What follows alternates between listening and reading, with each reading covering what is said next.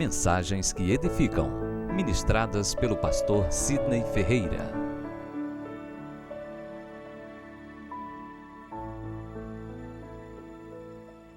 Atos capítulo 1, versículo 8.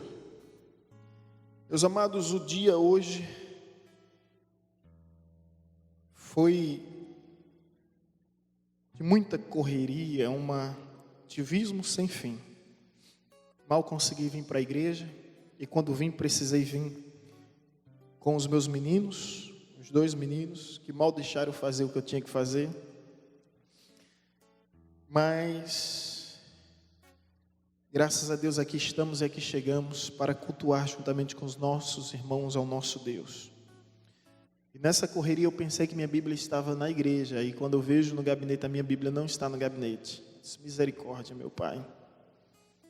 E agora, onde minha Bíblia está? Certamente ficou em casa, no carro não estava. E aí eu pedi a Bíblia emprestada do meu amigo Diogo. É a mesma Bíblia, né? No sentido de comentário de estudo. Minha Bíblia é Shed e a dele é Shed. Eu queria dizer com isso que se a pregação não for boa hoje, a culpa é da Bíblia dele, viu? Se a pregação não for boa, não fluir, a culpa é da Bíblia dele. Agora, se for boa, você me diz, porque essa Bíblia vai ser minha. É a espada que nós vamos batalhar a partir de agora. Atos capítulo 1, versículo 8. Brincadeiras à parte, Bíblia é uma só, né, irmãos? Bíblia é uma só, mas eu gostei de uma definição de uma pessoa, uma explicação, na verdade. Ela disse o seguinte: gente, Bíblia é igual a casa. Ah, uma casa, sim, exatamente, uma casa. Cada casa tem banheiro, cada casa tem cozinha, cada casa tem quarto, mas só você, que é dono da sua casa, sabe onde está o banheiro, sabe onde está o quarto, sabe onde está a cozinha.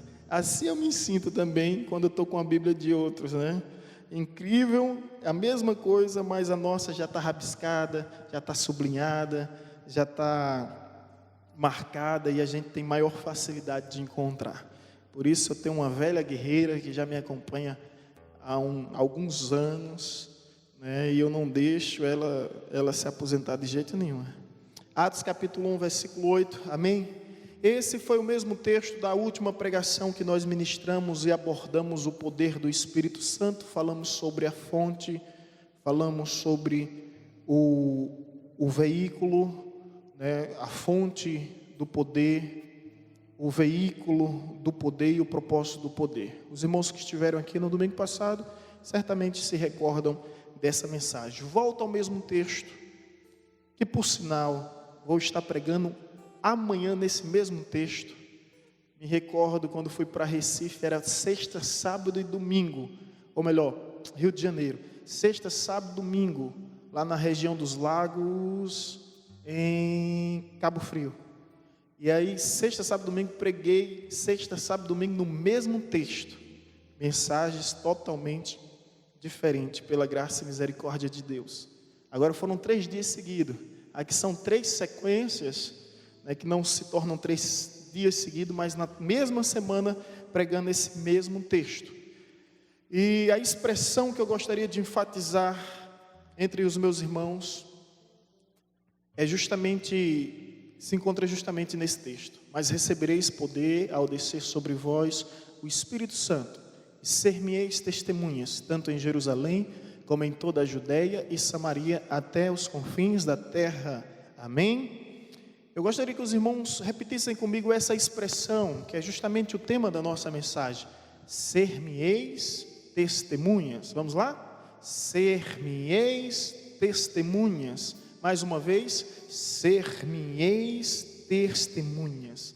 Essa é a palavra de Cristo para o seu povo, para a sua igreja, para os seus discípulos. Ser-me-eis testemunhas. E essa expressão, ser-me-eis, não diz que nós teremos que ser ou que seremos, mas que nós já somos diante da realidade em que vivemos. O Espírito Santo já desceu, o Espírito Santo já foi derramado. Então, a partir do momento que nós temos um encontro verdadeiro com Cristo, nós já somos testemunhas. A testemunha é um representante, você é um representante de Deus, você é um representante do seu reino, você é um representante dos céus. Imagina a responsabilidade que há, o privilégio que existe, ser-me-eis testemunhas. Então nós já somos testemunhas de Cristo. Olha só, testemunhas de Cristo. Você é testemunha de um Cristo vivo, de um Cristo ressurreto, de um Cristo à destra do Deus Pai.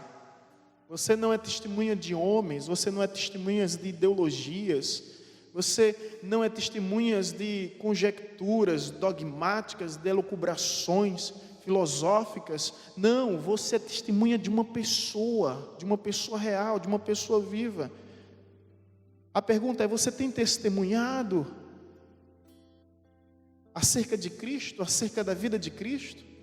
Deixa eu te dizer, quando você fala, você está testemunhando. Quando você não fala, você está testemunhando.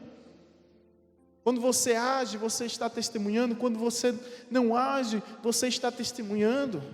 De uma forma ou de outra, você é testemunha de Cristo. Se você é uma boa ou má testemunha, isso é outro assunto. Mas o fato é que você é testemunha de Cristo. Então, quando você ama, você é testemunha de Cristo. Quando você exerce a caridade, a compaixão, você está vivendo a sua missão de testemunha. Então, se você é testemunha de Cristo, cuidado, porque há pessoas que não estão testemunhando Cristo. Há algo a se perguntar.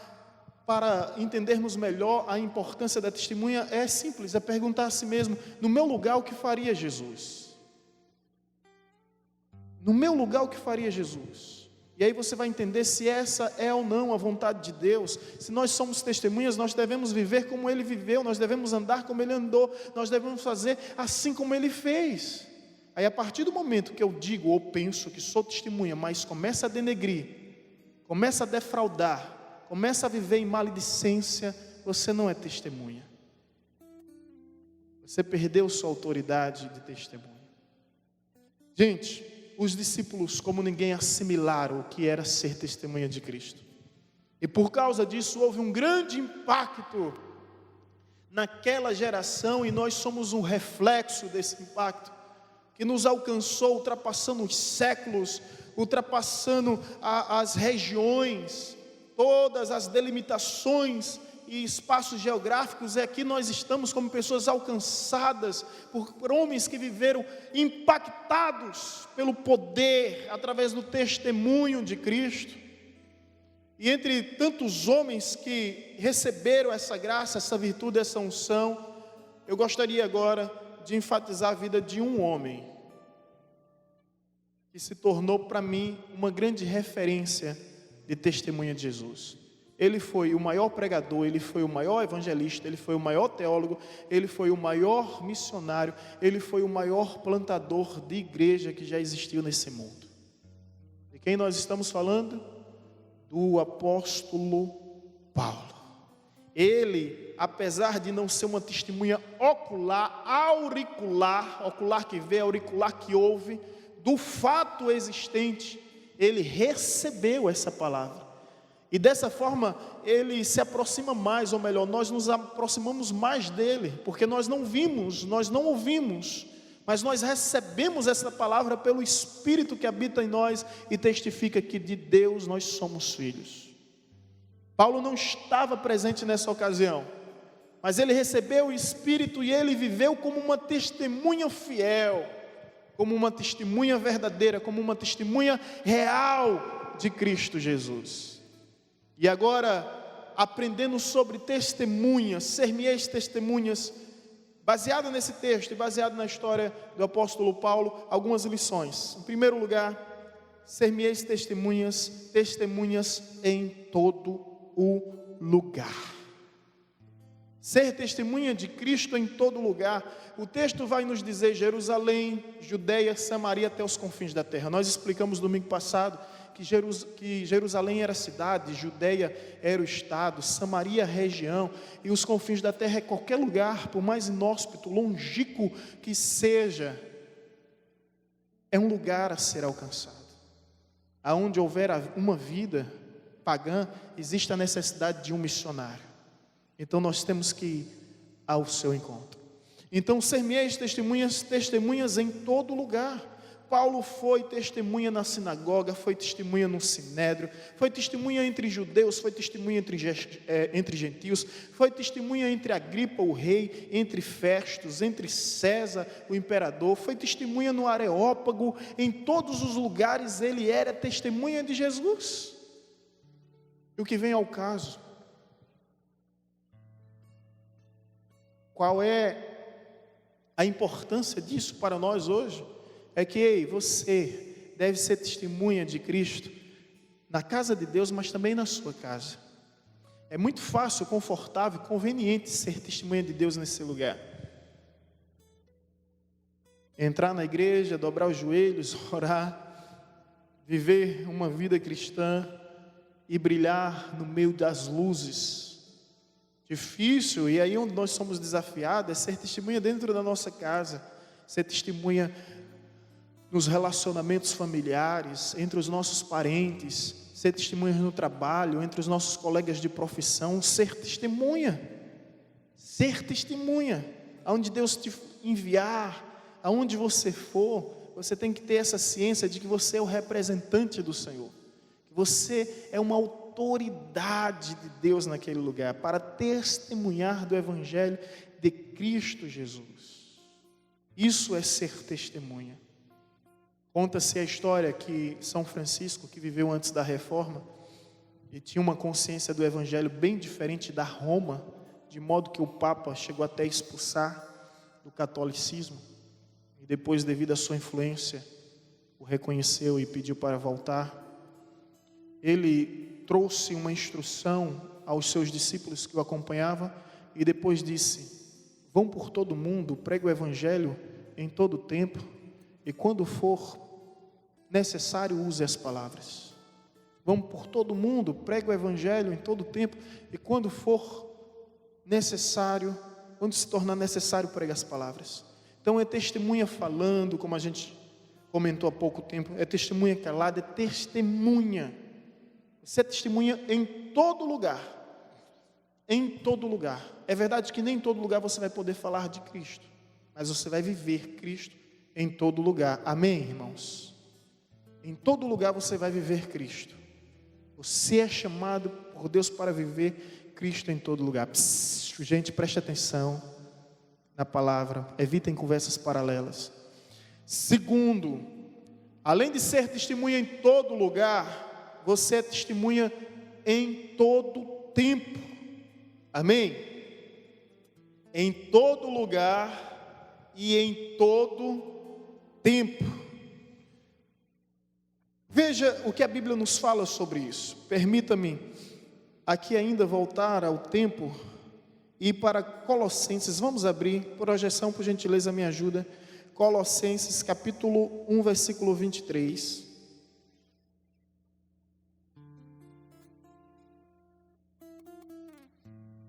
Ainda voltando ao assunto sobre ser testemunha em todo lugar, olha o que o apóstolo Paulo diz, Colossenses capítulo 1, versículo 23.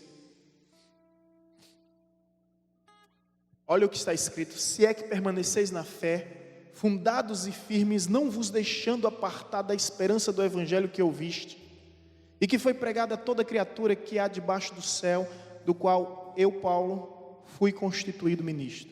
Gente, ser testemunha em todo lugar, ainda voltando ao primeiro tempo, ser testemunha em todo lugar. Olha o que o Paulo afirma, que o apóstolo Paulo afirma, que o evangelho foi pregado a toda criatura debaixo do céu. Quer saber? Isso não é uma hipérbole. Ele não está exagerando, não é uma figura de linguagem, ele não está usando de metáforas nem de analogias nenhuma, isso é mais pura verdade. O mundo daquela época foi alcançado por causa dos cristãos que foram testemunha em todo lugar. As 4 províncias do Império Romano foram alcançadas: Caia, proconsular, a Ásia Menor, toda a Galácia e toda a Macedônia foram alcançadas por aqueles homens que foram testemunha em todos os lugares. Veja agora o que nos diz o versículo 6 do mesmo capítulo. Colossenses, capítulo 1, versículo 6. que já chegou a vós, como também em todo o mundo, frutificando e crescendo, assim como entre vós, desde o dia em que ouviste e conheceste a graça de Deus em verdade. No versículo 5 ele vai dizer: por causa da esperança que vos está preservada nos céus, da qual antes ouviste pela palavra da verdade do Evangelho, que chegou a vós. Ele diz: chegou a vós, como também está aonde? Em todo mundo, frutificando e crescendo. A igreja daquela época, a igreja do primeiro século, simplesmente alcançou o mundo, para nossa vergonha. Por que para nossa vergonha? Porque nós não, ou melhor, eles não tinham acesso às informações, aos recursos que nós temos. A tecnologia está a nosso favor. Naquela época, estava totalmente contrária a eles. Eles não tinham essa mesma facilidade. Não existia avião, não existia internet, não existia telefone. Os meios de transporte eram completamente limitados. E mesmo assim, eles alcançaram o mundo daquela época. Porque entenderam que era para ser testemunha de Deus em todo lugar. Ontem nós estávamos em Salgados de Benícios.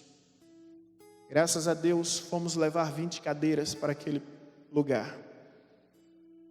E quando chegamos lá, ficamos muito felizes de ver um povo sendo alcançado. Uma região tão distante, que nem a igreja católica tem lá, para você ter uma ideia. Um povoado tão simples, tão carente, tão necessitado de ouvir a palavra, de conhecer o Evangelho. E foi uma experiência incrível. Fomos juntamente com algumas pessoas e fomos marcados, fomos para abençoar, saímos muito mais abençoados dessa experiência daquele que faz e que vive missões. Fomos àquele lugar. Uma observação que a minha pastora, a pastora Vanessa fez. O missionário dizia que só tinha 5 pessoas a 8 pessoas congregando. Depois que ele vem, pede ajuda à Batista Evangelizadora. Ele já tinha 2 a 3 meses lá, não é isso? 2 a 3 meses lá. Ele vem, pede ajuda à igreja. E a igreja estende as mãos para orar e abençoar. A partir daquele dia, eu não tinha feito essa observação. Todos os cultos agora estão com mais de 40 pessoas. Eu fiquei, quando o pastor falou isso, e é algo que ele testifica. A importância de você fazer missões também debaixo de uma autoridade, ou seja, debaixo de uma cobertura espiritual, em todos os lugares, por meio de uma aliança. Você não fazer a obra de Deus de uma maneira independente, mas aliançados. O apóstolo Paulo, ele estava aliançado. A Bíblia nos diz que ele prestava satisfação do que fazia perante os apóstolos. Ele dava satisfação, e quando o Espírito diz: separai-me Paulo e Barnabé, os apóstolos põem as mãos sobre eles. Eles estavam debaixo da imposição de mãos dos apóstolos. Coisa tremenda. Nicó esteve louvando ontem, vai louvar domingo também. E que os irmãos estejam demonstrando amor. Sabe por quê, irmãos? Aquela igreja estava há 2 meses fechada.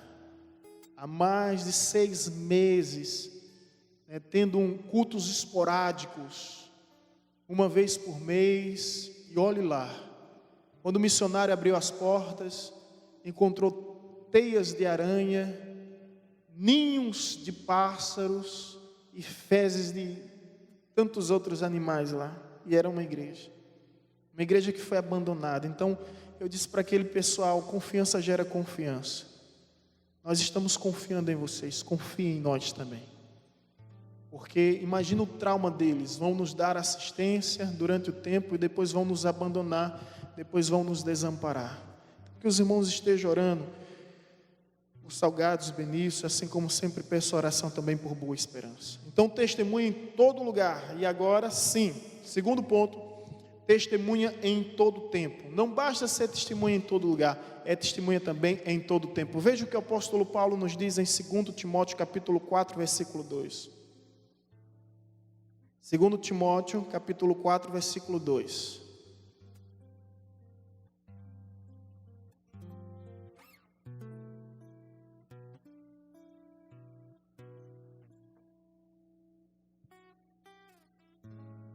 Amém? Testemunha em todo lugar, testemunha em todo tempo. 2 Timóteo capítulo 4, versículo 2, prega a palavra, insta a tempo e fora de tempo, admoesta, repreende, exorta, como toda longanimidade e ensino. Gente, olha, eu espero que você entenda o que está escrito. Prega a palavra, não é pregar sobre a palavra. Infelizmente, hoje, muitos recursos, muitas metodologias pagãs têm se infiltrado no meio do evangelho, e a gente já não consegue mais identificar o mais puro evangelho. É uma mistura tão grande, que francamente, a Bíblia diz, prega a palavra por si só é poderosa, a palavra por si só é suficiente. Não é pregar sobre a palavra. Tem muita gente pregando sobre a palavra, mas no fim, o liberalismo está incutido na sua mensagem. O humanismo está incutido em sua mensagem. O hedonismo está incutido em sua mensagem. Então, pregar a palavra, a autoridade é a palavra, e agora sim, pregar em todo tempo, insta a tempo e fora de tempo. Olha, o que é insta, gente? Insista. Lógico que você tem que usar de sabedoria, como já foi dito, que nós devemos pregar com palavras e pregar com postura, comportamento, ações, atitudes, mas você ser insistente. Não desista. A Bíblia diz, não é minha palavra martelo que esmiuça a rocha. Pega um martelo e dá uma martelada na rocha. Você vai ver o que é que acontece. Sabe o que é que acontece? Nada. Tenta de novo. Nada. Tenta de novo. Nada. Continua tentando. Depois a rocha se esmiuça. E simplesmente se quebra totalmente. Então é a palavra de Deus. Você vai semeando, pensando que não vai colher um dia. Olhe que um dia vai dar fruto essa semente, porque a palavra de Deus não volta vazia, antes cumpre o que lhe apraz e prospera em tudo que foi designado. Então prega em todo tempo, insta em tempo e fora de tempo, em tempo e fora de tempo, em tempo e fora de tempo. Paulo está aconselhando aqui o jovem Timóteo, é de pastor para pastor, um pastor velho para um pastor novo, um pastor que está encerrando sua carreira para um pastor que está iniciando. E o conselho é, vem cá garoto, prega a palavra, em tempo e fora de tempo. Ou seja, Paulo está ensinando ele a fazer aquilo que Paulo mesmo fazia. Ser-me-eis testemunhas em todo lugar, em todo tempo. Esse é o nosso desafio. Ser testemunha de Cristo em todo tempo. Quando se refere a todo tempo, não é somente quando a gente está bom, não, ou quando a gente está bem, não. Quando a gente está mal.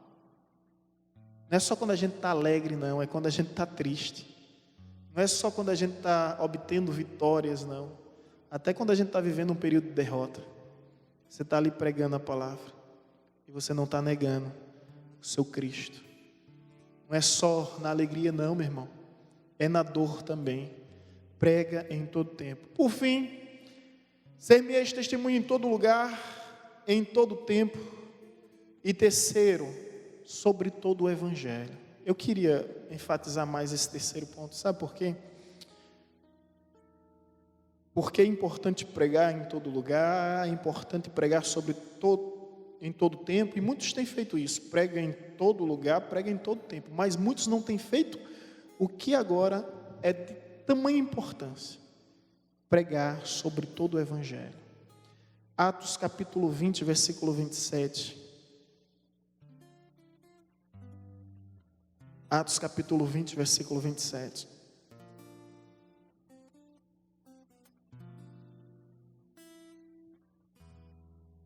Atos capítulo 20, versículo 27. Ser-me-eis testemunhas em todo lugar, em todo tempo, sobre todo o evangelho. Olha o que é que nos diz Atos capítulo 20, versículo 27. Porque não esquivei de vos anunciar todo o conselho de Deus. Nessa versão vai dizer o seguinte: porque jamais deixei de vos anunciar todo o desígnio de Deus. Pregar sobre todo o evangelho é o quê? É anunciar todo o desígnio de Deus. Gente, ser testemunha de Cristo é pregar em todo lugar, é pregar em todo tempo, e é pregar todo o evangelho. Sabe que as pessoas só pregam a parte conveniente do Evangelho e não pregam o Evangelho completo. Todo dia, toda hora eu me deparo com isso, gente. Com pessoas pregando uma parte do Evangelho e não o Evangelho completo. O apóstolo Paulo diz: pois não deixei de proclamar-lhes toda a verdade de Deus. Um dia desse, um simpatizante da fé congrega na igreja, vem esporadicamente, mas esporadicamente mesmo, não é nem uma vez por mês, raramente. Ele diz bem assim: ô pastor Sidney, pois não, eu disse: eu prefiro o senhor como um pastor. Aí eu disse: eu prefiro o senhor como pastor, não gosto quando o senhor se torna um ativista nas redes sociais. Eu disse: se envergonhou de mim. Se envergonhou de mim, mas eu não me envergonho do meu Senhor. Eu não me envergonho do meu Senhor. Aí eu disse: deixa eu falar um Jesus que você não conhece. Você conhece o Jesus do lírio, dos campos. Você conhece o Jesus que fala do rebanho, do pastor do rebanho. Mas você não conhece o Jesus que fez um chicote, saiu dando uma surra em todo mundo. Conhece? Pastor, isso está escrito? Tá. Você vai encontrar que Jesus fez um chicote, pegou os mercadores do templo e saiu derrubando o pau da barraca, chutando. Pastor, isso está na Bíblia? Tá. Você conhece o Jesus do Sermão do Monte, bem-aventurado, bem-aventurado, mas você não conhece o Jesus que começa a chamar o povo de hipócrita, de sepulcro caiado, a elite religiosa. E quando ele termina os discursos, os apóstolos chegam para Jesus e dizem: mestre, duro foi este discurso. E Jesus: vocês também querem me abandonar? Podem ir. Vamos embora. Vamos embora. Jesus não massageou o ego de seu ninguém. E aí o apóstolo Pedro diz: para onde iremos se só tu tens as palavras de vida eterna? Você não conhece o Jesus militante, que falava das injustiças sociais, que combatia o pecado, abraçava a prostituta, a adúltera, sim, mas ao mesmo tempo que, se você olhar a passagem, quando ele defende a mulher pega em adultério, ele diz: mulher, abre os seus olhos, levanta a cabeça, onde estão os que te condenam? Ah, meu Senhor, não vejo nada. Eu também não te condeno, levanta, vá em paz e não peques mais. Quando ele diz não peques mais, ele chama ela de quê? Pecadora. Ele absolve ela de uma consequência injusta, mas ao mesmo tempo conscientiza ela do seu erro. Eu disse: você não conhece Jesus. Lhe ensinaram uma parte romântica do Evangelho, mas esse Jesus romântico não existe, gente. Que Jesus foi na cruz justamente porque não negou a sua identidade. Quando Herodes, quando Pilatos perguntaram se ele era Deus, se ele era o Filho de Deus, ele diz: vocês verão um dia eu assentado à destra de Deus Pai. Esbofetearam, cuspiram e simplesmente decidiram matar por causa disso.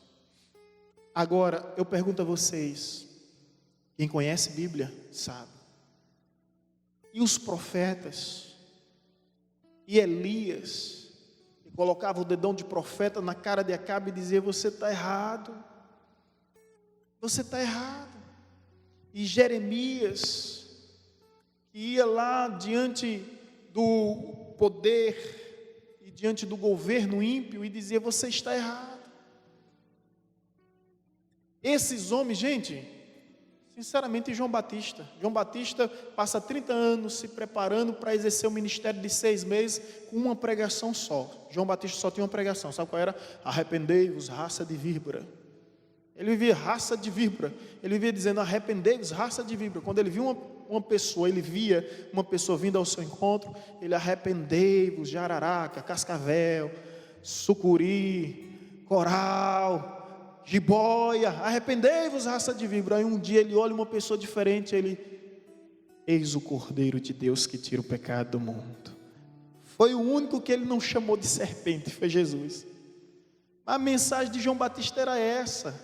E sabe por que ele perdeu sua cabeça? Porque um dia falou a verdade. Falou a verdade.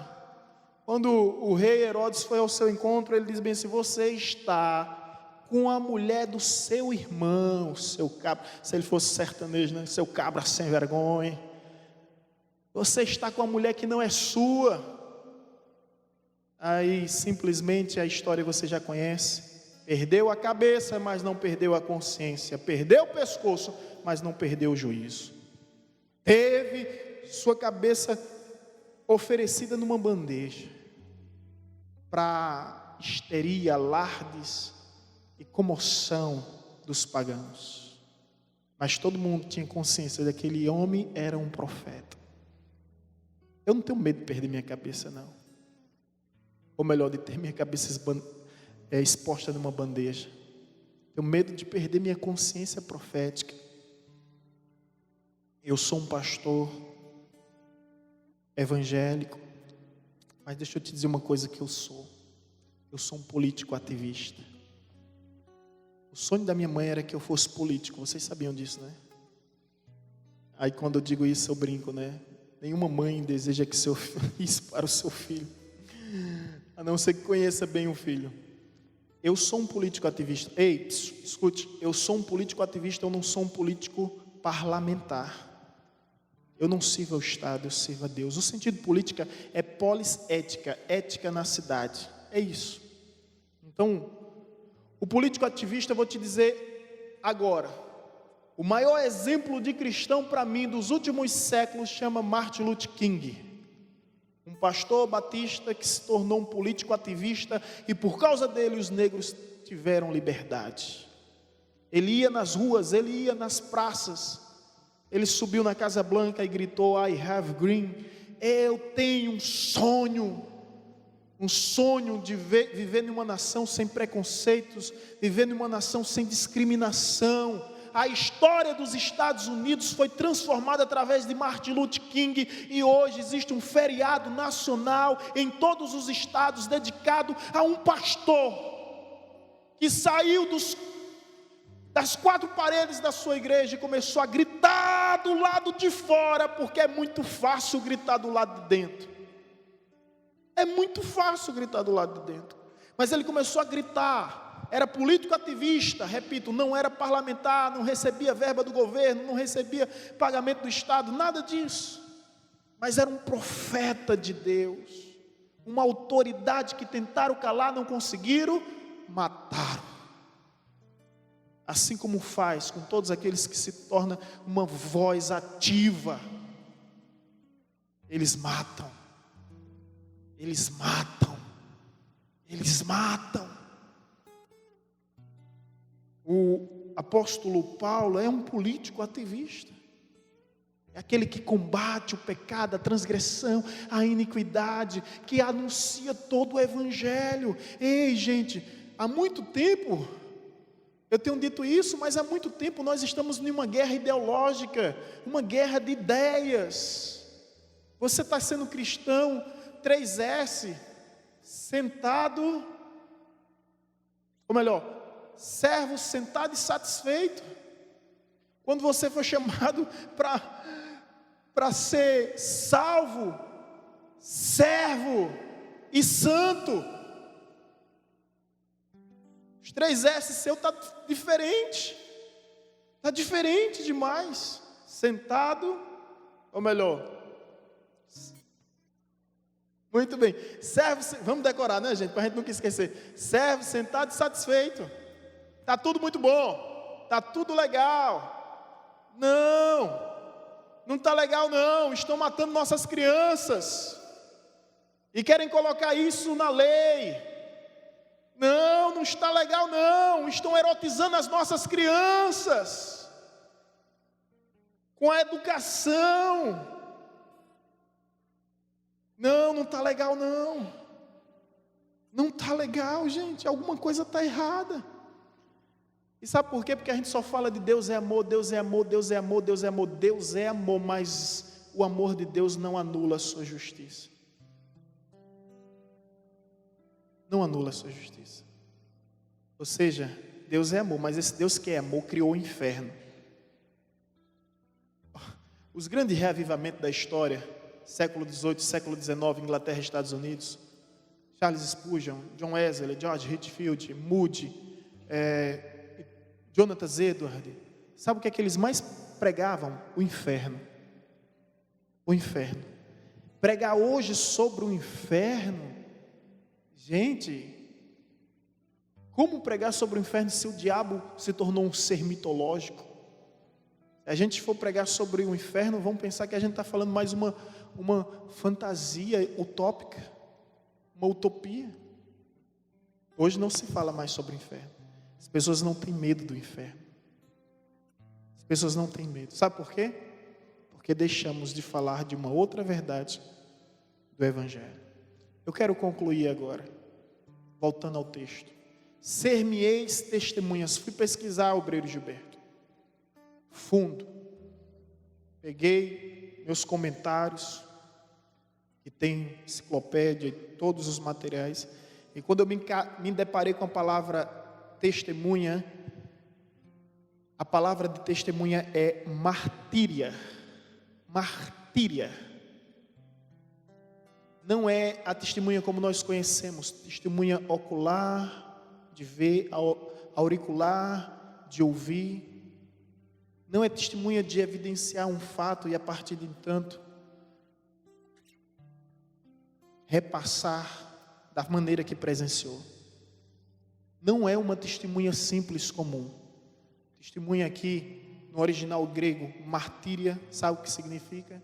Ser-me-eis mártires. Você sabe o que é isso, né, gente? Vocês vão viver por isso e vão morrer por isso. O sentido da palavra testemunha é vocês vão viver por isso e vão morrer por isso. O apóstolo Paulo entende tanto isso que ele diz em Atos capítulo 20, versículo 24. Atos 20, 24.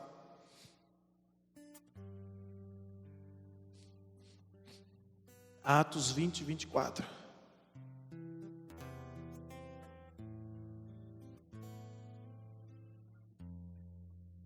Todavia, não me importo, nem considero a minha vida de valor algum para mim mesmo. Se tão somente puder terminar a corrida e completar o ministério que o Senhor Jesus me confiou, de testemunhar o Evangelho da graça de Deus. Nessa outra versão, vai dizer o seguinte, essa é a versão NVI, versículo 24, vai dizer o seguinte: porém, em nada considero a vida preciosa para mim mesmo, contanto que complete a minha carreira e o ministério que recebi do Senhor Jesus, para testemunhar o Evangelho da graça de Deus. É forte, né, gente? Em nada tenho minha vida por preciosa, porque para mim realmente importa é ser testemunha. Quer vivamos, quer morramos, somos do Senhor. Viver é Cristo. Morrer é ganho, é lucro. Agora, 2 Timóteo 4,7 é o fim da vida do apóstolo Paulo, e essas são as suas palavras de despedida para a igreja. 2 Timóteo 4, 7.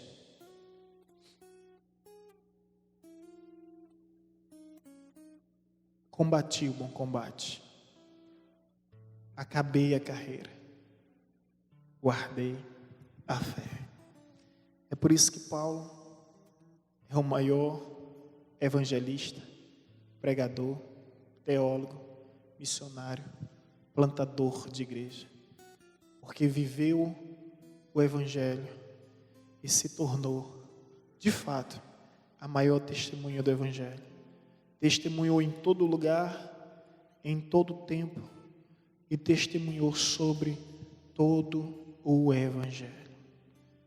Existe um combate a se combater. Existe uma missão a se cumprir. Existe um destino para se viver, um propósito maior para tudo nessa vida. E o apóstolo Paulo, ele chegou a essa consciência ao ponto de dizer: eu combati o bom combate. Bom combate. Pergunta a se fazer agora é: você tem combatido o bom combate? Eu combati o bom combate. Completei a carreira, a minha carreira eu completei. Guardei a fé. Gente, só guarda a fé quem completa a carreira. Só completa a carreira quem combate o bom combate. Eu quero encerrar agora chamando a sua atenção para isso. Será que você é uma testemunha de Jesus? Entende que é tudo ou nada? Entende que é para valer? Entende que Ele não te chamou somente para falar? Ele te chamou para ir além, viver. Ele não te chamou simplesmente para vivenciar o Evangelho. Ele te chamou para ir além. Ele te chamou para morrer por Ele. Ei, quero encerrar com essa história. Veio agora à memória. O missionário veio do campo, estava na Índia e começou a pregar sobre as experiências que ele teve e sobre os amigos que ele perdeu naquela terra ímpia, pagã, que não acredita em Deus, que na realidade tem vários outros deuses. Quando ele terminou, todo o público da igreja foi assim, comovido, estavam todos emocionados. E um jovem o procurou e disse bem assim: missionário, pois não, meu filho. Missionário, sabe qual é meu sonho, meu maior sonho? E o missionário: diga, qual é o seu maior sonho? Meu maior sonho é um dia poder morrer por Jesus. O missionário discerniu qual era o sentimento daquele jovem empolgado e emocionado com suas palavras. Disse: filho, tão importante quanto morrer por Jesus é viver por Ele. Viva por Ele, porque quando você viver por Ele, você vai estar morrendo todos os dias. E o apóstolo Paulo diz: dia após dia eu morro. Dia após dia eu morro. Ser testemunha de Jesus é isso, gente. Não é vir à igreja, dar o dízimo, contribuir com a oferta, participar dos louvores, entoar as canções, se tornar membro, participar do ministério. Ser testemunha de Jesus é estar disposto a viver o Evangelho aqui ou em qualquer outro lugar, diante de todos os homens, perante todas as criaturas, em todo tempo, em todo lugar. Todo o Evangelho é chegar e não ter vergonha de dizer: eu sou dizimista.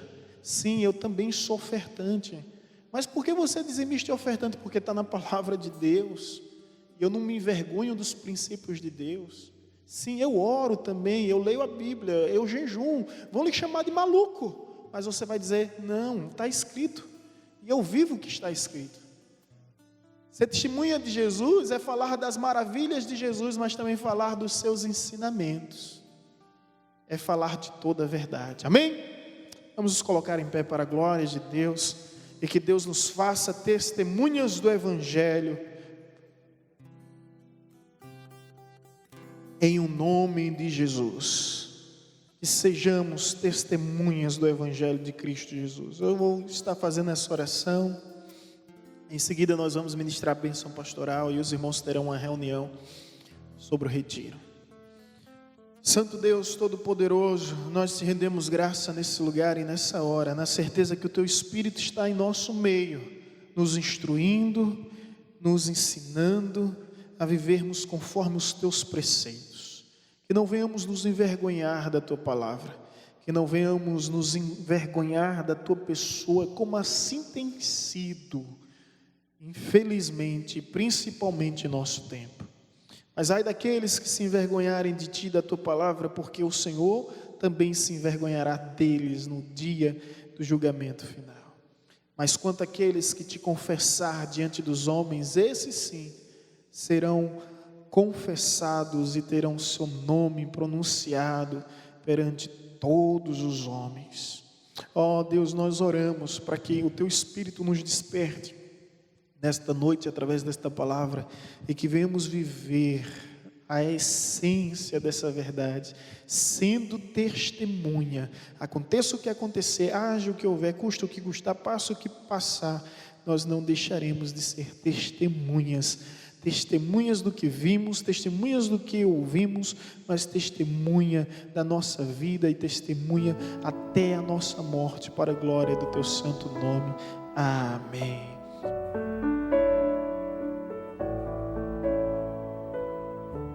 Você acabou de ouvir uma mensagem ministrada pelo pastor Sidney Ferreira, da Igreja Batista Evangelizadora.